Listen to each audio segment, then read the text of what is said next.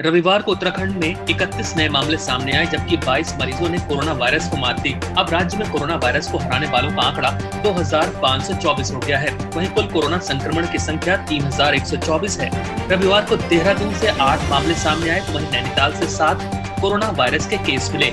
इसके अलावा उत्तरकाशी और उधम सिंह नगर में 4 मामले सामने आए हैं। अल्मोड़ा, बागेश्वर, पौड़ी और हरिद्वार में 1 मामला सामने आया है। उत्तराखंड में भले ही कोरोना वायरस की संख्या 3124 हो गई है, लेकिन ठीक होने वालों का आंकड़ा भी 80% से ऊपर है। भारत में केवल चंडीगढ़, उत्तराखंड और राजस्थान में ही 80% से ज्यादा रिकवरी रेट है। आरटीओ ऑफिस खुलने का इंतजार करने वालों के लिए खुशखबरी है।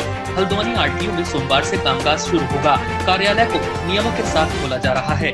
एक दिन में केवल 80 लोगों को ही ऑफिस में एंट्री मिलेगी। आरटीओ पहुंचने वालों की थर्मल स्क्रीनिंग होगी, सैनिटाइज कराया जाएगा और मास्क पहनना अनिवार्य है। अभी स्थायी लाइसेंस बनाना, लाइसेंस का नवीनीकरण और वाहन से जुड़े कार्य होंगे। लर्निंग लाइसेंस का काम शुरू नहीं होगा। बता दें कि कोविड-19 के चलते आरटीओ कार्यालय में करीब 3 महीने से कामकाज बंद पड़ा है। इस अवधि में केवल नए वाहनों के पंजीकरण और चालान प्रक्रिया से जुड़े कार्य हुए। एक दिन में 25 स्थायी और 25 लाइसेंस नवीनीकरण और 30 वाहन से जुड़े कार्य होंगे। वहीं चालान से जुड़े कार्य करने वालों की संख्या को लेकर कोई प्रतिबंध नहीं है। ऑनलाइन सरेंडर वाहनों के प्रपत्र कार्यालय में जमा करने होंगे। लाइसेंस बनाने के लिए आवेदक को डिजिटल हस्ताक्षर करने होते हैं। ऐसे में लाइसेंस अनुभाग में सैनिटाइजर की व्यवस्था की गई है। क्रिकेट एसोसिएशन ऑफ उत्तराखंड ने सीनियर टीम के कोच के रूप में वसीम जाफर को नियुक्त किया है। फैंस को उम्मीद है कि क्रिकेट के मैदान पर कमाल करने वाले वसीम जाफर उत्तराखंड क्रिकेट को नई दिशा देंगे और टीम घरेलू क्रिकेट में अपनी पहचान बनाने में कामयाब होगी। आगामी क्रिकेट सीजन को लेकर क्रिकेट एसोसिएशन ऑफ उत्तराखंड के सचिव महिम वर्मा ने कहा कि फिलहाल सभी को सुरक्षित रहने की जरूरत है। बीसीसीआई की गाइडलाइन आने के बाद भी अगला स्टेप उठाया जाएगा। गौरतलब है कि सीनियर टीम में घरेलू क्रिकेट सीजन शुरू होने से पहले प्रोफेशनल क्रिकेटर्स को लेकर चर्चा काफी रहती है। उनके चयन पर सचिव वर्मा ने कहा कि कोच वसीम जाफर के साथ इस पर मंथन करेंगे। पहले अपने खिलाड़ियों पर फोकस करेंगे। हमारी कोशिश है कि राज्य के खिलाड़ियों को वसीम जाफर के अनुभव का फायदा मिले और ये उनके करियर के लिए लाभदायक होगा। टीम कॉम्बिनेशन के हिसाब से ही प्रो खिलाड़ियों का चयन किया जाएगा। उत्तराखंड सरकार द्वारा आशा वर्करों को स्मार्टफोन उपलब्ध कराया जाएगा ताकि वो विभागीय कामकाज को तेजी से और आसानी से निपटा सके। इसके अलावा सरकार सभी आशा कार्यकर्ताओं को कोविड-19 के संक्रमण से बचाव को प्रोटेक्शन किट उपलब्ध कराएगी। जिस जिले के सीएमओ आशा वर्कर के भुगतान में ढिलाई करेंगे, उनके खिलाफ कार्रवाई भी की जाएगी। प्रदेश भर में आशा वर्करों को बर्खास्त करने का मामला सुर्खियों में है। सर्वे पूरा न होने पर चंपावत में 250 से ज्यादा आशा वर्करों को जिला प्रशासन ने बर्खास्त कर दिया। आशा वर्कर संगठन का कहना था कि उन्हें ऑनलाइन सर्वे के लिए स्मार्टफोन उपलब्ध नहीं कराया गया और इसी वजह से वो सर्वे नहीं कर पाई हैं। इसे देखते हुए सरकार ने यह फैसला लिया है।